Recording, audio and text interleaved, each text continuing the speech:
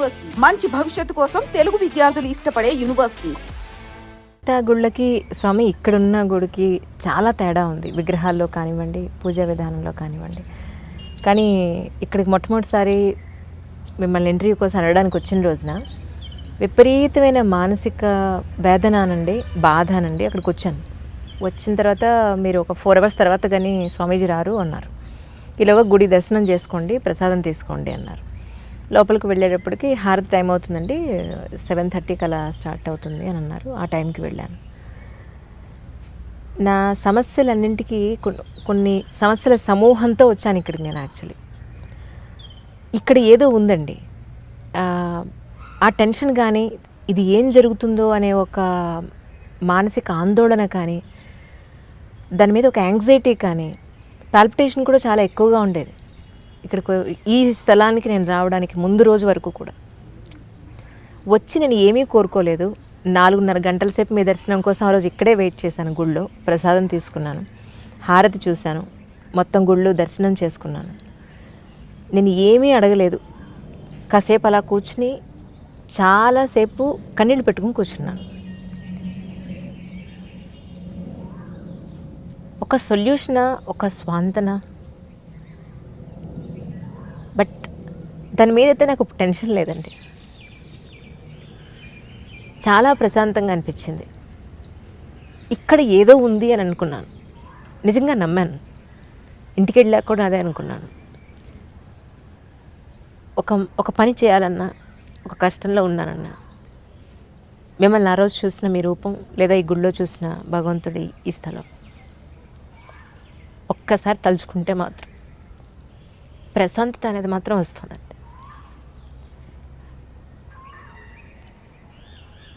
అది ఎందుకో that's right. రాబోతుంది కదా అక్కడ.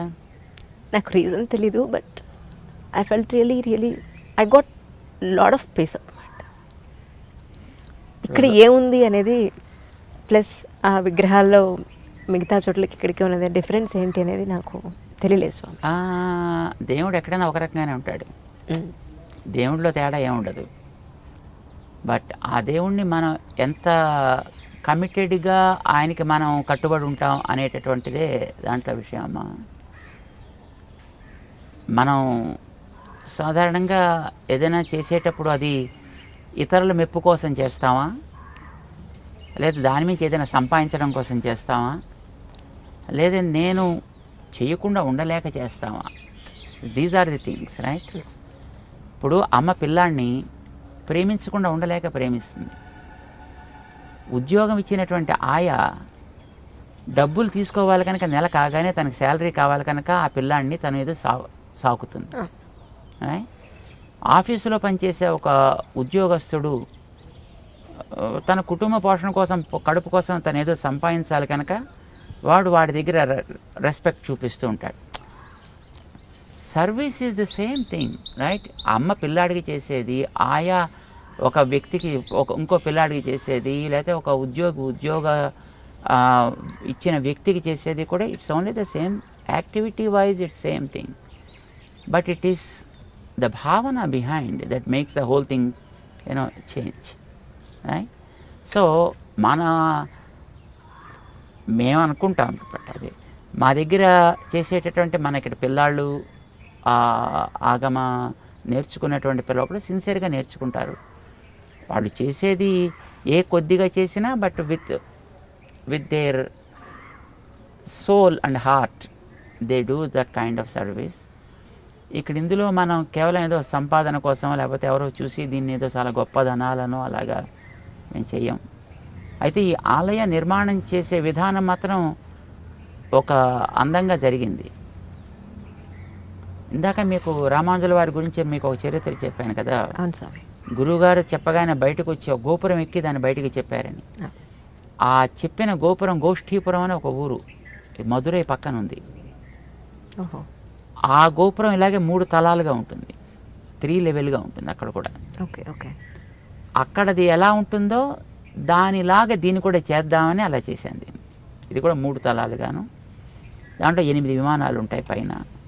అష్టాంగ విమానం అని అంటారు దీన్ని కూడా. అష్టాంగ విమానం ఉండాలి అని ఇక్కడికి రామానుజులు వస్తారని మేము ఇక్కడికి వచ్చినప్పుడు అనుకోలే. ఇక్కడికి రామానుజులు వస్తారని ఈ గుడి కట్టినప్పుడు కూడా మేము అనుకోలేదు. ఈ గుడి ప్రతిష్ఠ చేసినప్పుడు మేము అనుకోలే. అసలు ఇంత గుడి కట్టాలని కూడా మేము అనుకోలేదు. ఈ గుడి నిర్మాణం చేసే రోజుల్లో సే అబౌట్ 2006 to 2009లో ఇది ప్రతిష్ఠ జరిగింది ఇక్కడ. ఆ టైంలో అసలు మాకు గుళ్ళు వద్దు, గుళ్ళు కట్టద్దు అనే ఒక పట్టుదల ఉండేది.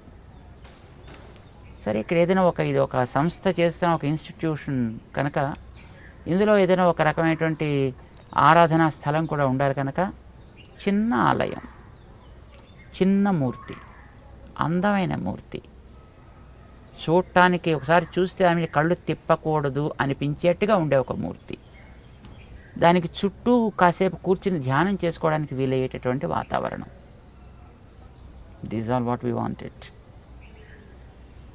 But as you said rightly, ఈ స్థలంలో ఏముందో కానీ నిజంగా అండి అది మేము ఇంత చేయాలని అనుకున్నది మా ఆధీనంలో లేకుండానే ఇంత అయింది. దీనికి మాకు చైర్మన్గా రామేశ్వరరావు గారు ఉంటారు, మన మై హోమ్. అవునండి. సో మేము వారు అనుకునే కార్యక్రమాలు ఏదైనా చేస్తాం ఇక్కడ. వారు కూడా చాలా సహృదయులు, ఉదారులు, మంచి మనిషి. బాగా వారికి ఆలోచన లేదు ఇలా ఇంత పెద్దది చేయాలని వారు అనుకోలేదు, మేము అనుకోలేదు. కానీ లేకుండానే ఇది ఇంత స్థాయికి వచ్చింది.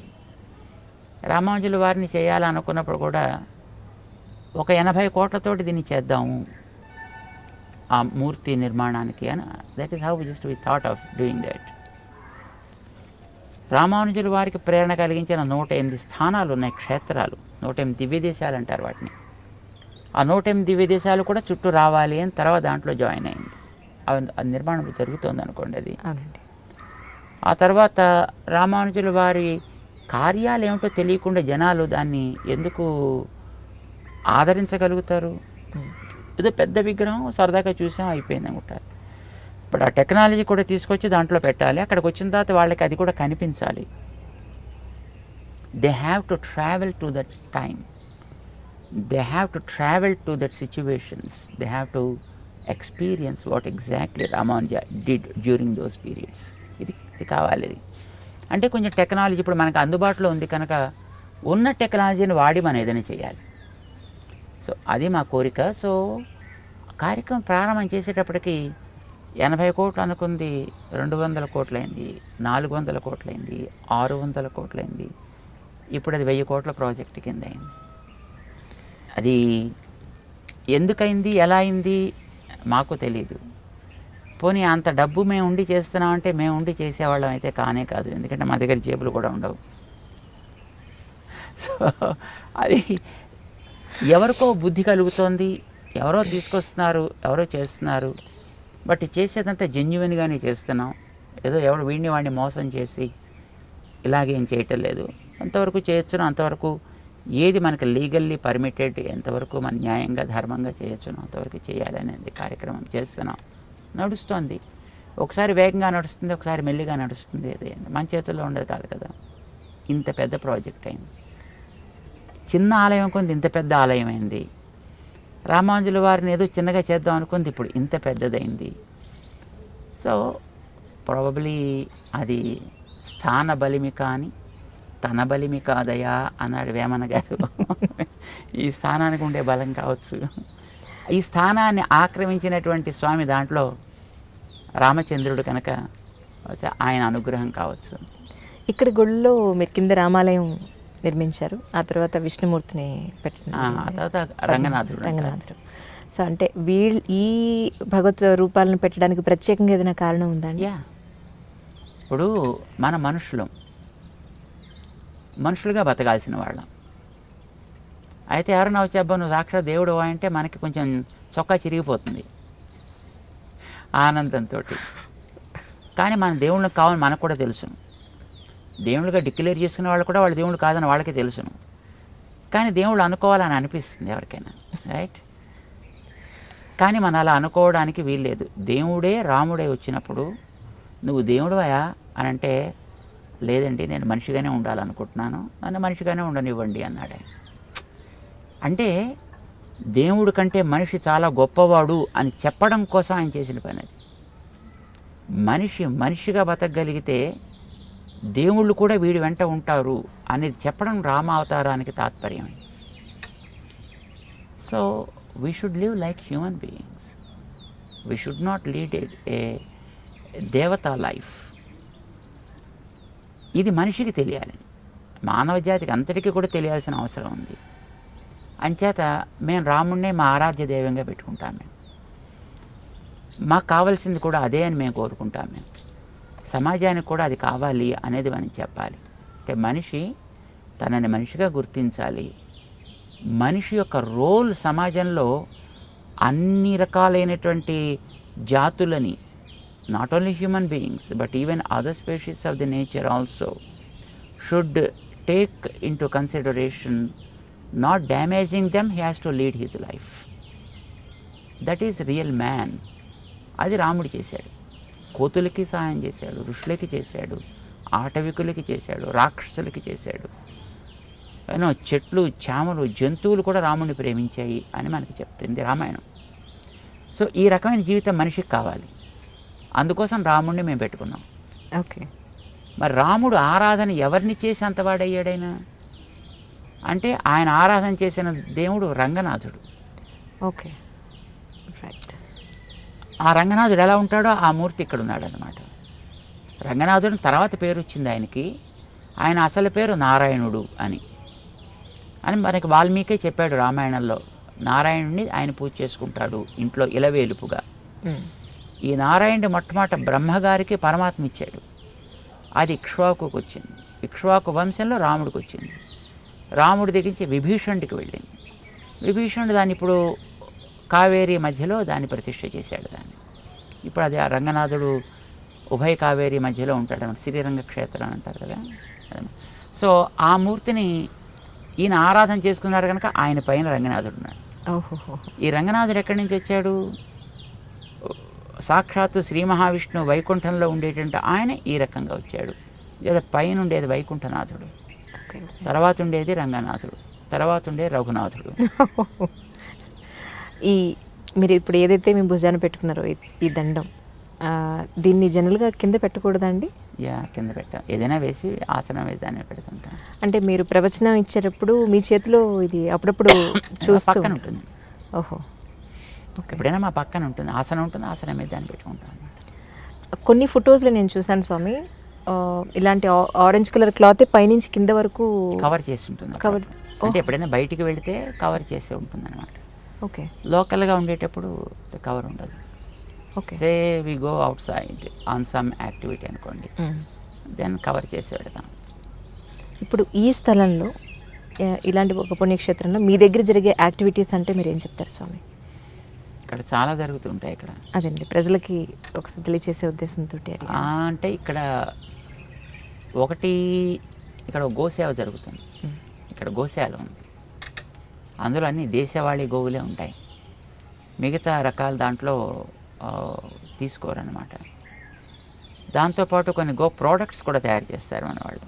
షాంపూ తయారు చేస్తారు, ఓకే, గో రసాన్ని తయారు చేస్తారు, ఆ ముక్కులో, చెవులో, కంట్లో వేసుకునే డ్రాప్స్ తయారు చేస్తారు, పండ్ల పొడి తయారు చేస్తారు. మార్కెట్లో అవైలబుల్ ఉన్నాయి స్వామి? మార్కెట్ కోసం కాదు, మనకు తెలిసిన వాళ్ళు వాడుకోవడానికి వీలుగా. ఓకే, మార్కెట్లోకి వెళ్ళాలంటే మళ్ళీ దానికి పెద్ద కమర్షియల్ ప్రోడక్ట్ అవ్వాలి కదా. అవునండి. సో మనకి పరిచయం ఉండేటువంటి వాళ్ళు మాత్రం తీసుకుని వాడుకుంటూ ఉంటారు అన్నమాట. సో అది ఒక యాక్టివిటీ జరుగుతూ ఉంటుంది ఇక్కడ. అంటే ఆ స్టాల్ ఇక్కడ పెట్టారా పోనీ ఇక్కడికి వచ్చి తీసుకోవడానికి? చాలా రకాలుగా అది ఉపయోగపడుతూ ఉంటుంది ఆరోగ్య దృష్ట్యా. ఓకే, దాని తర్వాత ఇక్కడ ఒక స్కూల్ ఫర్ బ్లైండ్, అంటే junior college and degree college exclusively for blind మన ఇండియాలో ఇది ఒకటే. అవునండి. వాళ్ళు కంప్యూటర్స్ మీద చదువుకుంటారు, నేర్చుకుంటారు, కంప్యూటర్స్ తోడే పరీక్షలు కూడా రాస్తారనమాట. అది ఒక యాక్టివిటీ జరుగుతూ ఉంటుంది ఇక్కడ. వాళ్ళు ఇక్కడ రెసిడెన్షియల్గా ఇక్కడే ఉంటారు. అంటే ఎవరైనా సరే బ్లైండ్ పీపుల్ అయ్యి ఉండి ఇక్కడ మీ దగ్గర అడ్మిషన్ రావాలి అని అంటే వాళ్ళు చేయాల్సింది బోత్. ఓకే, వాళ్ళు ఏం చేయాలి అడ్మిషన్స్ కోసం? ఏం అక్కర్లేదు, వాళ్ళు 10th పాస్ చేస్తే చాలు. ఓకే, ఫ్రీగానే ఇక్కడ వాళ్ళకి అన్నీ వాళ్ళు చదువు కానీ భోజనం కానీ వస్త్రాలు అన్నీ కూడా మొత్తం మన వాళ్ళే ప్రొవైడ్ చేస్తారు. సో ఇక్కడ ఉంటారనమాట. గర్ల్స్కి హాస్టల్స్ ఉన్నాయి, బాయ్స్కి హాస్టల్స్ ఉన్నాయి. సో ఇక్కడ ఉంటారు వాళ్ళు. దాని తర్వాత ఒక వేదిక్ స్కూల్ ఒకటి ఉంది ఇక్కడ. సో 4 వేదాలు చదివే వాళ్ళు ఉన్నారు పిల్లలు ఇక్కడ, చదువుకునే పిల్లలు. ఆగమాలు చదువుతారు, సంస్కృతం కూడా దాంట్లో ఒక పార్ట్ అనమాట. సో దాని తర్వాత ఇక్కడ మనకి ఆలయం ఒకటి ఉంది. ఇటు పక్కన ఒక హోమియో హాస్పిటల్ ఉంది మనది. అది ఇంటిగ్రేటివ్ హాస్పిటల్ అనమాట. అంటే హోమియో ప్రధానంగా ఉన్న ఎక్కడెక్కడ ఇన్వాల్వ్మెంట్ అవసరం అనుకుంటే అక్కడ అలోపతికి కూడా దాంట్లో ఇన్వాల్వ్ అయ్యి చేస్తారనమాట. సాధారణంగా అలోపతి వాళ్ళు హోమియోని ఒప్పుకోరు. అవునండి. హోమియో వాళ్ళు అలోపతి పెద్ద అంత ఉపయోగం కాదంటారు. పచ్చగడ్డేస్తే బగ్గుమంటుంది వాళ్ళిద్దరు. కానీ ఇప్పుడు ఇద్దరు ఇక్కడ హ్యాండ్ ఇన్ హ్యాండ్ ఇక్కడ కలిసి వర్క్ చేస్తారనమాట. ఓకే. సో అల్టిమేట్లీ వచ్చినటువంటి వ్యక్తికి ఏది అవసరమో దాన్ని వాళ్ళు చేస్తారు. దాని తర్వాత దీనికి అనుబంధంగా ఒక కాలేజీ కూడా, హోమియో కాలేజీ కూడా ఇక్కడ నడుస్తూ ఉంటుంది. అందులో కూడా పిల్లలు చదువుకుంటూ ఉంటారు. దానికి సంబంధించినటువంటి పరివారం అంతా కూడా ఇక్కడ దాంట్లోనే ఉంటారు. స్టూడెంట్స్ ఇక్కడే ఉంటారు, లెక్చరర్ ఫ్యాకల్టీస్ కూడా దాంట్లోనే ఉంటారు, సపోర్టింగ్ స్టాఫ్ అంతా కూడా అక్కడ ఉంటారు. సో అదొక యాక్టివిటీ. మా దగ్గర ఇక్కడ వికాస తరంగిణి అనే ఒక ఆర్గనైజేషన్ ఉంది. ఇందాక మీకు చెప్పాను కదా, ఉమెన్ హెల్త్ కేర్ అని. ఇలాగ దీంతో పాటు ఇంకా అనేక రకాల కార్యక్రమాలు జరుగుతుంటాయి ఇక్కడ, సేవా కార్యక్రమాలు అన్నమాట. ఆ కార్యక్రమాలు నిర్వహించేటువంటి ఆర్గనైజేషన్ పేరు వికాస్ తరంగిణి అని అంట. ఎప్పుడో 92లో మేము స్టార్ట్ చేసాం అది ఇప్పుడు దానికి శాఖలు మనకి అన్ని ప్రాంతాల్లోనూ ఉన్నాయి. అక్కడెక్కడ వాళ్ళు ఏవో కొన్ని సామాజిక సేవా కార్యక్రమాలు అవి చేస్తుంటారు. ఆ కార్యక్రమాన్ని నడిపించేటటువంటి కార్యాలయం కూడా ఇక్కడ ఉంటుందన్నమాట. ఒక పత్రిక నడుస్తూ ఉంటుంది ఇక్కడ, భక్తి నివేదన అనే పేరుతోటి, తెలుగులో మాసపత్రిక అనమాట. మా ఆచార్యులైనటువంటి మా పెద్దజీయర్ స్వామివారు అంటారు, 1947లో ప్రారంభం చేశారు, ఏప్రిల్లో. అంటే మనకి స్వతంత్రం వచ్చిన తర్వాత మన భావనలో కూడా స్వాతంత్ర్యాన్ని మనం తెచ్చుకోగలిగితేనే ఇది నిలబడుతుంది, లేకపోతే ఇది వేస్ట్ అని ఒక ఆధ్యాత్మిక మాసపత్రికగా ప్రారంభం చేశారు. అది నడుస్తూ ఉండేది. దాన్ని ఇప్పుడు ఇక్కడికి మార్చి ఇక్కడి నుంచి దాన్ని వేస్తుంటారనమాట. అది ఒక కార్యక్రమం. దీంతోపాటు ఇంకా ఏమైనా కొన్ని అక్కడక్కడ ఏదైనా సామాజికంగా కార్యక్రమాలు జరుగుతుంటే, ఇప్పుడు ఏదో కన్స్ట్రక్షన్స్ జరుగుతుంటాయి, టెంపుల్స్ కడుతుంటారు, వాటి ప్రతిష్టలు అడుగుతుంటారు. సో అలాంటివి కూడా ఇక్కడ చేస్తుంటాం. మీరు ఏమనుకోకపోతే ఒక ప్రశ్న, మీరు చదువుకునేటప్పుడు మీ కుటుంబ ఆర్థిక పరిస్థితి అంతగా స్ట్రాంగ్ లేకపోవడం వల్లే ఇటు సన్యాసాశ్రమం తీసుకోవడానికి వచ్చిందా అనే ఒక అపోహ కొంతమందిలో ఉంది. సో అది ఎంతవరకు నిజం అంటారు మీ ఉద్దేశ ప్రకారం స్వామి? ఆర్థికమైన దానివల్ల ఇటు రావడం అనేది జరగలేదు. ఎందుకంటే మాకు అప్పట్లో వాళ్ళు కూడా చిన్న భూస్వాములాగే ఉండేవారు. ఓకే స్వామి. So they used to have some properties, some lands and landed properties, and they have their own house. Okay. And they used to live by themselves, of course, because my పూర్వాశ్రమంలో father was a doctor. Okay. All the ఫ్యామిలీలో ఉండే వాళ్ళంతా కూడా డాక్టర్సే. Stable family. So అంటే ఆర్థికమైనటువంటి వెసులుబాటు ఉండి రావడం జరగలేదు. అయితే మేము ఇక్కడికి చిన్నప్పటి నుంచి మేము ఆర్ఎస్ఎస్లో ఉండేవాళ్ళం. కొంత ఓరియంటేషన్ ఆ రకంగా ఏర్పడింది అనమాట. ఏదో చెయ్యాలి అనేటటువంటి ఒక తపన ఒకటి జనరల్గానే ఉండేది. కొంతకాలం ఏదో కమ్యూనిస్ట్ యాక్టివిటీస్లోకి వెళ్ళాము, ఏదో అది కూడా చేయాలని కోరికతోటి. ఏవో కొంతకాలం ఇంకా ఇలాంటివి తీవ్రవాద సంస్థల్లో ఉండే, తీవ్రవాదం అంటే అతివాదం కాదనమాట, అలా ఉండే, అది కూడా ఏదో చెయ్యాలనే కోరికతోటి. కొంతకాలం ఏదో నాస్తికంగా ఉండేవాళ్ళం. వాస్తవం తెలుసుకోవాలనే కోరిక ఒకటి ఉండేది ఇప్పుడు మనసులో. ఆ వాస్తవం తెలుసుకోవడానికి ప్రశ్న వేస్తా అనుకోండి ఎవరినైనా, సమాధానం చెప్పి మనని తృప్తిపరచగలిగితే will be all right. Suppose మనతో మాట్లాడిన వాళ్ళు మనని తృప్తిపరచలేకపోయారు అనుకోండి, సమాధానం చెప్పలేకపోయారు అనుకోండి, నేను అనుకుందే కరెక్ట్ అని అనిపించి దాంట్లో మనం మరింత మొండివాళ్ళం అయిపోతాం. కామన్ స్థితి అదే కదా. ఇప్పుడు మీ పిల్లవాడు మిమ్మల్ని క్వశ్చన్ వేసాడు అనుకోండి, మీరు దాని సమాధానం చెప్పలేము. మీరు ఎందుకు బొట్టు పెట్టుకుంటున్నావమ్మా అని అడిగారు అనుకోండి, you can't say, you can't reply. Then he thinks it's a bad habit probably. So వాళ్ళంతా చేదస్తాం. ఈ ఐడియాలు ఎలా వచ్చేస్తుంది. సో మేము కూడా ఒకనాడు కొంతకాలం ఆ రకమైనటువంటి స్థితిలో కొంత ప్రవాహం సాగింది. ఆ తర్వాత కొన్ని కారణాల చేత మేము ఇక్కడ హైదరాబాద్ రావడం జరిగింది. ఇక్కడేదో కొంత చదువుకున్నాం, ఇక్కడేదో కొన్ని ఉద్యోగాలు చేసాం. ఆ తర్వాత మా పెద్ద స్వామివారి దగ్గరికి మాకెప్పుడు ఇలాంటి వాటి మీద పెద్ద శ్రద్ధ ఉండేది కాదు, ఆధ్యాత్మికం ఎప్పుడు దృష్టి ఉండేది కాదు. చెప్పాం కదా, నాస్తికంలో కూడా కొంతకాలం ఉన్నాము. అలా ఉండే సిచ్యువేషన్లో ఒకనాడు ఒక కారణం చేత ఒక కార్యం చేయడం కోసమే పెద్ద స్వామి దగ్గర వెళ్ళాల్సి వచ్చింది. వెళ్ళాం. వెళ్ళిన తర్వాత మాకు స్టెనోగ్రఫీ కూడా వచ్చును. సో వారికి అప్పుడే స్టెనోగ్రాఫర్ కావాలి అని just he made A just general announcement అది అవుట్ సైడ్. సరే పోనీ మనమే ఎందుకు చేయకూడదు అది అని అనిపించింది. So that's how just we came to Swamiji. But when we came here we got hundreds of questions in our mind, so many negative thoughts in our mind. But once we came to Swamiji, we never asked Swamiji for clarification. Kani in course of time, because we used to take care of the office activities basically. Type చేయడం, వారైనా అప్పట్లో temples renovation అని ఒక committee ఉండేది వారు. So ఆ committee తరఫున ఏదైనా కార్యక్రమాలు జరిగేటప్పుడు ఏదైనా నోట్స్ తీసుకోవడం, పంపించడం, లెటర్స్ పంపించడం, సర్క్యులర్స్ పంపించడం, ఇలాంటి కార్యక్రమాలు చేస్తుండేవాళ్ళం. ఆ సందర్భంలో వారితో పాటే తిరుగుతుండేవాళ్ళం.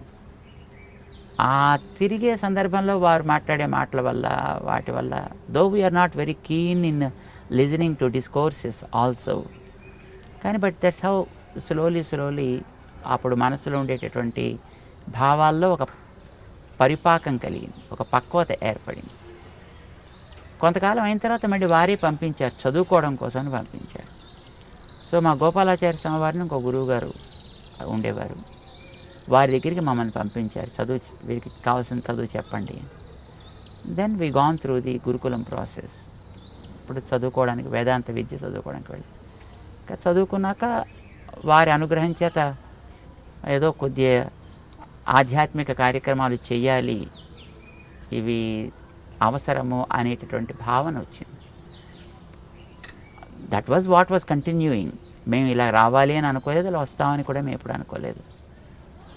ఆ తర్వాత మా పెద్ద స్వామివారు సిద్ధి పొందిన తర్వాత 1979 డిసెంబర్ 31 వైకుంఠ ఏకాదశి నాడు వారు పరమపదించారు. అప్పట్లో వారు ఒక పెద్ద ప్రోగ్రామ్ని ప్లాన్ చేసి పెట్టారు తిరుపతి కొండ మీద. ఒక 1008 కుండాలతో ఒక పెద్ద యాగం. ఓకే. అప్పుడు ఇంకా మేము చదువుకుంటున్నాము. సో ఆ కార్యక్రమం ప్లాన్లో ఉంది, ఫిబ్రవరిలో జరగాల్సింది. అది వారు డిసెంబర్లో పరమపదించారు.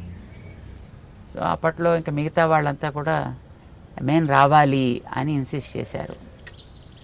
మా గురువుగారు కూడా అప్పట్లో అంగీకరించడం చేత ఆ కార్యక్రమ నిర్వహణ అని మమ్మల్ని తీసుకొచ్చారన్నమాట.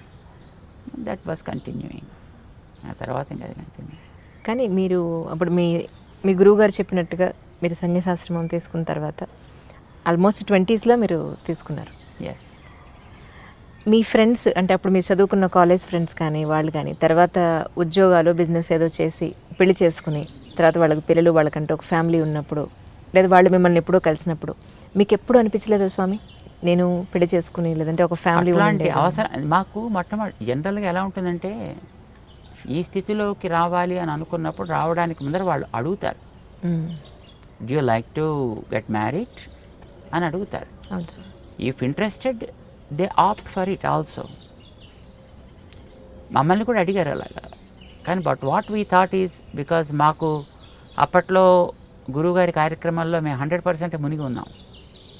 వారు చేసే కార్యక్రమాల్లో చదువు కోసం పంపించినప్పుడు చదువులో కూడా మేము అలాగే ఉన్నాం.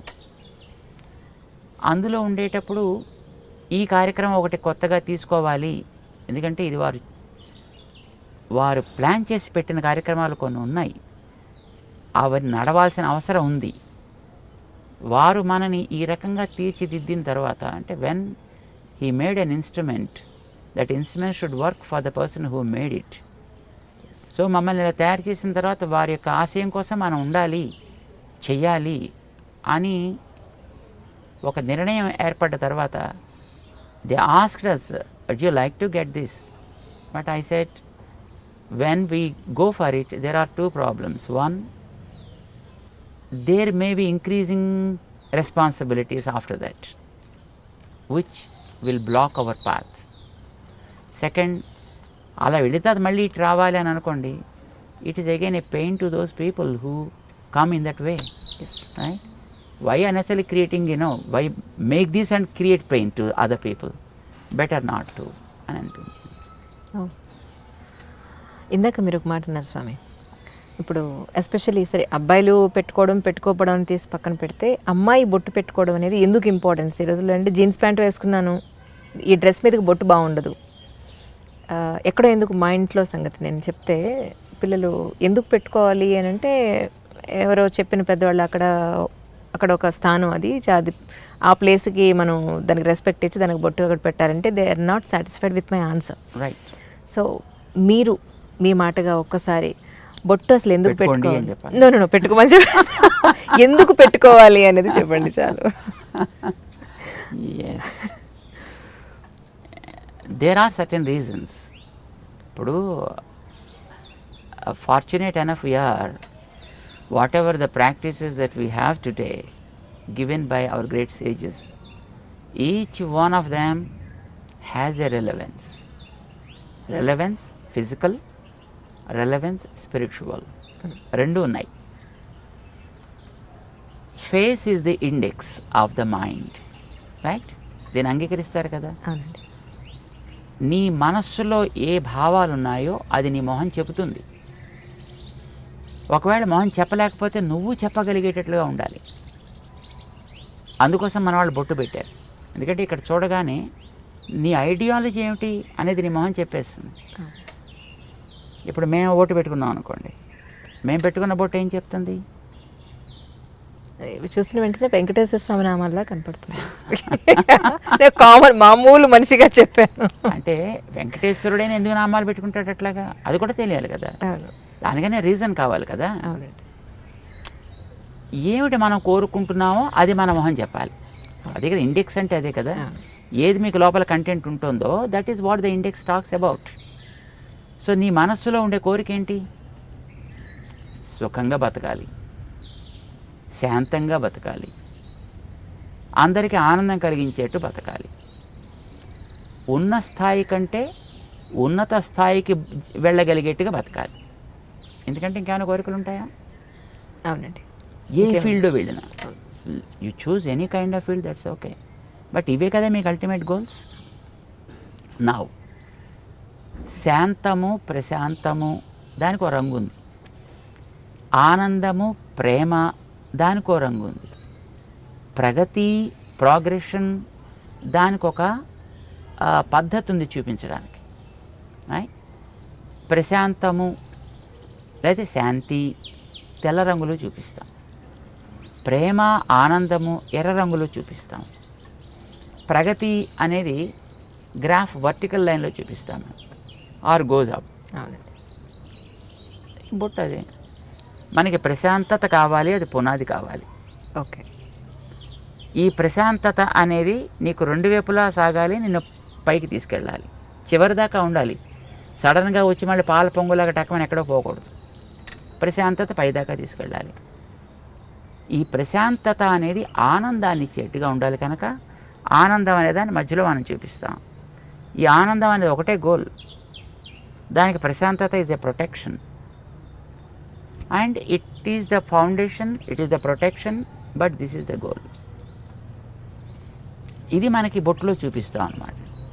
ఆ రంగుకి కూడా ఒక రెలవెన్స్ ఉంది, ఆ లైన్కి కూడా ఒక రెలవెన్స్ ఉంది మనకి. ఇక్కడ ఎందుకు పెడతాం? ఇక్కడో పెట్టుకోవచ్చు, స్పేస్ హాయిగా ఉంది కదా. ఇక్కడ కూడా ఉందనుకోండి స్పేస్, బట్ ఇక్కడ ఎందుకు పెట్టాం? ఇక్కడ ఎందుకు పెడతాం? మన భావన అనేది జ్ఞానానికి సంబంధించిన అంశం. జ్ఞానం అనేది తెలుసుకోవడానికి పనికొచ్చేది. తెలుసుకోవడానికి పనికొచ్చే ఇంద్రియం మన దేహంలో కన్ను భౌతిక రూపాలు చూస్తుంది, జ్ఞానం ఆంతర రూపాలను చూపిస్తుంది. సో జ్ఞానానికి కన్ను గుర్తయితే ఈ కంటి మధ్య భాగం మన జ్ఞాన ప్రకాశానికి ఆధారము.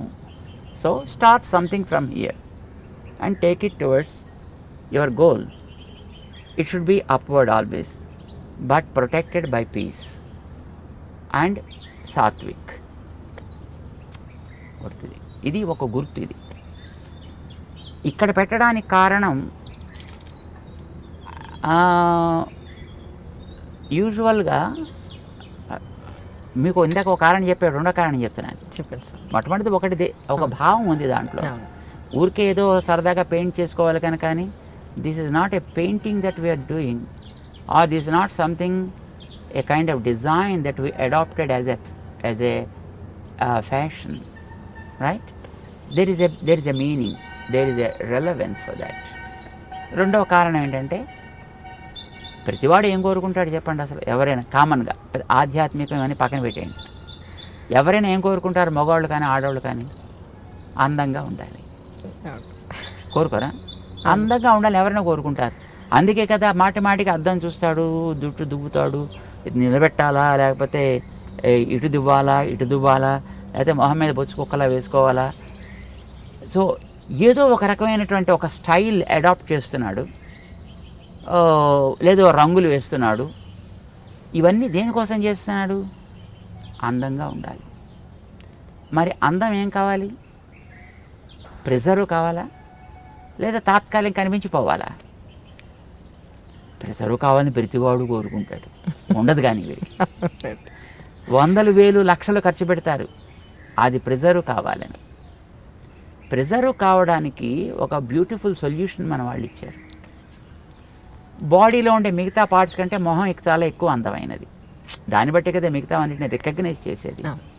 సో ముఖం యొక్క అందం బాగుండాలి. పాడు చేసే ఫ్యాక్టర్స్ ఏమున్నాయి? వెదర్, కడిగేసుకుంటే పోతుంది,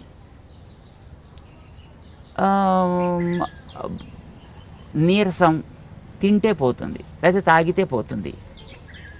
కానీ ఒక వ్యక్తి యొక్క చూపు వల్ల కలిగేటటువంటి ప్రభావం వీటి వల్ల పోదు. ఓకే, మనిషి చూపు వల్ల కూడా కొన్ని ప్రభావాలు ఉంటాయి. చూపు ఈజ్ వెరీ వెరీ పవర్ఫుల్. చూడండి, ఇప్పుడు కొన్ని వందల మంది కూర్చున్నా ఒకసారి మనం అలా చూస్తే ఎవరిని చూస్తున్నాం అనేటటువంటిది స్ట్రైట్గా రికగ్నైజ్ చేయొచ్చు.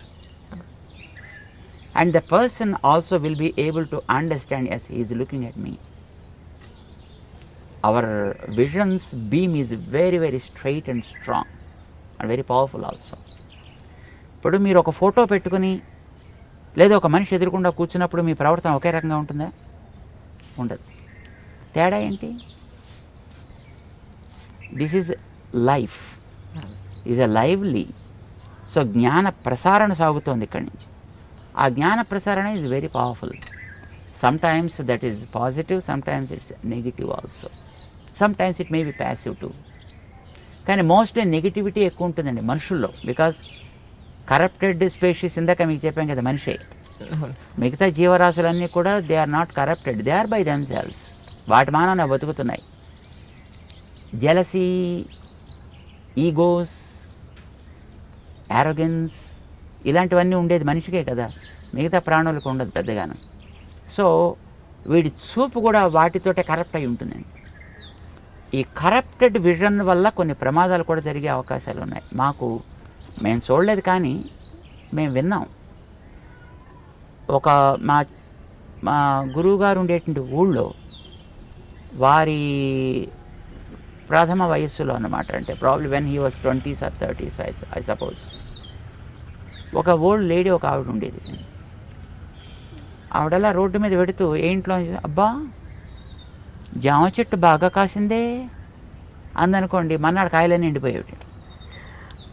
ఇది కొంతమందిలో నేను కూడా చూశాను సార్. నిజంగా కరెక్ట్, అది మీరు చెప్పింది 100% కరెక్ట్. అలాగే వెడుతూ పాలు పితుకుతుంటే, అమ్మో మీ ఆవు బాగానే పాలిస్తోంది అందనుకోండి, మన్నాడు పాలు ఎగచేపేసేది ఆవు.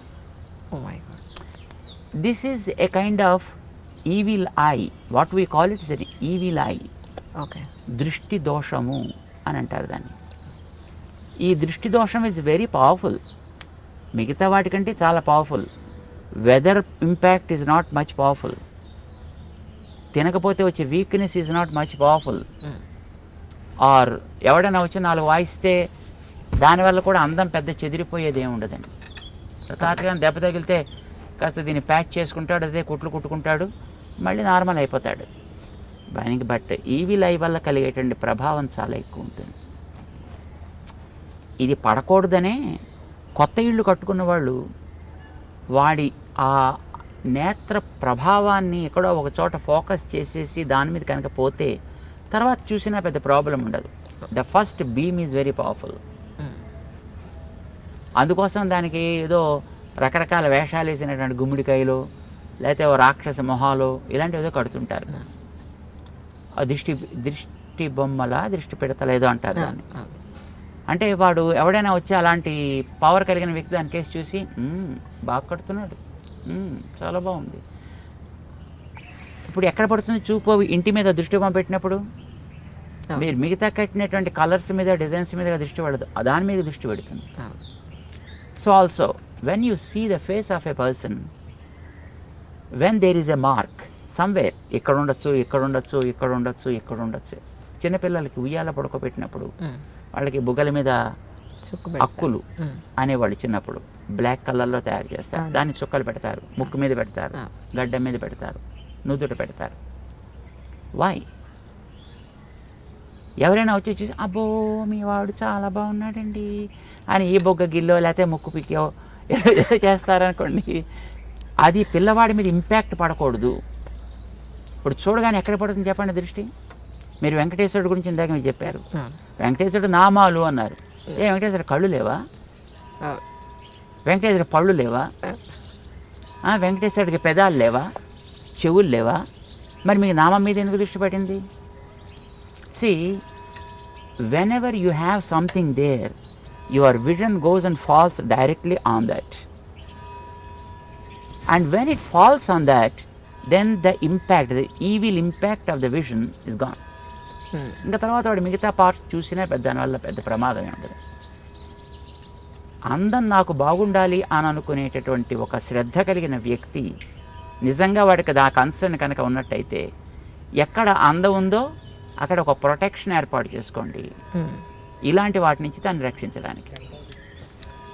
చెవులు అందంగా ఉండాలనుకున్నారనే చెవులకి దుద్దులు పెట్టారు. ఓకే. మెడ అందంగా ఉండాలనుకున్నారు కానీ అదేదో మెడ శంఖంలో ఏదో ఉంటుంది. అందంగా ఉండాలనుకున్న వాళ్ళు మెడలో నెక్లెస్ పెట్టారు. భుజాలు అందంగా ఉండాలనుకున్న భుజకీర్తులు పెట్టారు. చేతులు అందంగా ఉండాలనుకున్న వాళ్ళు గాజులు పెట్టారు, కంకణాలు పెట్టారు. వేళ్ళు అందంగా ఉండాలనుకున్న వాళ్ళు ఉంగరాలు పెట్టారు. అక్కడ నడు అందంగా ఉండాలనుకున్న వడ్డాణాలు పెట్టారు. అక్కడ కాళ్ళు అందంగా ఉండాలనుకున్నారు, దానికి గజ్జలు ఏవో పెట్టారు. దానికి ప్రతి భాగంలో కూడా ఏది వాళ్ళు ప్రొటెక్ట్ చేయాలని అనుకున్నారో ఆ ప్రొటెక్ట్ చేయడం కోసం అని చెప్పి అక్కడక్కడ తేజస్ సంబంధమైన ఒకటి పెట్టారు. ఆ పెట్టేది కూడా తేజస్తో సంబంధించింది. తేజస్సు ఈజ్ గోల్డ్. అందుకోసం ఆర్నమెంట్స్ అన్నీ కూడా గోల్డ్ ఆర్నమెంట్స్నే ప్రిఫర్ చేస్తారు. ఇప్పుడంటే తర్వాత రకరకాలు వచ్చాయి అనుకోండి, కానీ but basically it is a gold because gold is Tejas. బంగారం మామూలుగా మట్టి సంబంధమైనది కాదు, అది తేజస్ తత్వానికి సంబంధించింది. దాంతో చేసిన వాటిని అక్కడక్కడ రక్షణ కోసం పెడతారు. బొట్టు పెట్టేటప్పుడు కూడా ఇది పసుపుతో తయారు చేసి పెట్టాలనేది నియమం. ఇప్పుడు స్టిక్కర్లు వచ్చాయనుకోండి, దురదృష్టం కొద్దిని ఇది ప్లాస్టిక్ మొక్కలు పసుపుతో తయారు చేసింది కావాలి. బికాజ్ పసుపు ఆల్సో బంగారపు ప్రభావం కలిగినటువంటి ఒక ద్రవ్యం. అది యాంటీబ్యాక్టీరియల్ కదా. అవునండి. సో పసుపుని నిమ్మరసంతో కలుపుతారు, అది రెడ్ కలర్లోకి మారుతుంది. అది దాన్ని చక్కగా తయారు చేసుకుంటారు, దాంతో పెడతారు. లేదా బియ్యాన్ని మార్చి ఆమదాన్ని లోపల రాసి దాన్ని కాల్చి దాంట్లోంచి పొగ తీస్తారు. ఆ రాగి పళ్ళెం మీద, రాగి పళ్ళెని దాన్ని బోర్లించి పెడతారు. అది లోపలంతా కూడా మొత్తం ఆ స్మోక్ ఏర్పడుతుంది, పొగ. అది బ్లాక్ కలర్లోకి వస్తుంది. దాన్ని గీకి దాన్ని కాటుకు కింద తయారు చేసి కళ్ళకి పెట్టే కాటుకు కానీ పెట్టే బొట్టు కానీ అలాంటి దాంతో తయారు చేసేవారు. సో తయారు చేసే ద్రవ్యానికి ఒక రెలవెన్స్ ఉంది, తయారు చేసే ప్రాసెస్లో ఒక రెలవెన్స్ ఉంది, అది పెట్టేటువంటి పార్ట్కి ఒక రెలవెన్స్ ఉంది. But the ultimate goal is to preserve the beauty of that specific part.